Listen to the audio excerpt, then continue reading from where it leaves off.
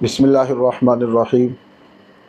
اللہ کریم قرآن کریم میں ارشاد فرماتے ہیں، ما عندکم ینفد وما عند اللہ باق، کہ اے ایمان والو، اے انسانوں، جو کچھ آپ کے پاس ہے وہ ختم ہونے والا ہے، اور یہ جو ختم ہونے والا ہے یہ اولاد ہے، یہ مال ہے، دولت ہے، رشتے ہیں، عزت ہے، یا یہ تکالیف ہے، کچھ بھی ہے، یہ سب ختم ہونے والا ہے۔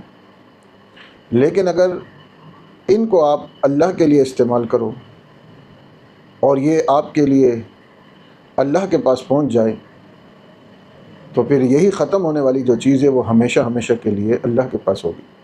ما عندکم ینفد، جو کچھ آپ کے پاس ہے وہ ختم ہونے والا ہے، وما عند اللہ باق، اور جو اللہ کے پاس ہے، یعنی جو آپ کی طرف سے اللہ کے پاس پہنچ گئی چیزیں، وہ باقی رہنے والی ہے۔ میرے بھائیوں دوستو، عبادت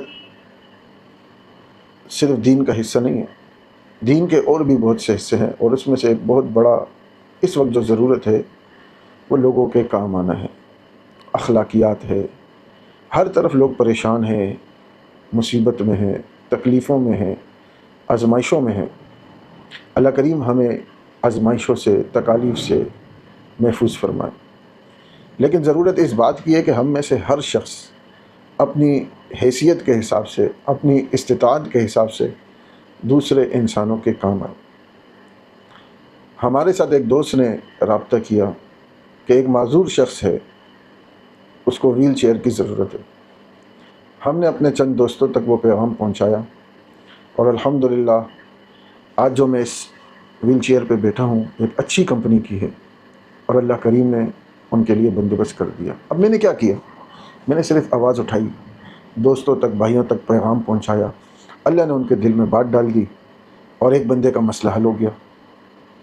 ان کے دل سے کتنی دعائیں نکلے گی، اور یہی دعائیں میرے لیے اور آپ کے لیے اللہ کے ہاں مقام پیدا کر سکتی ہے۔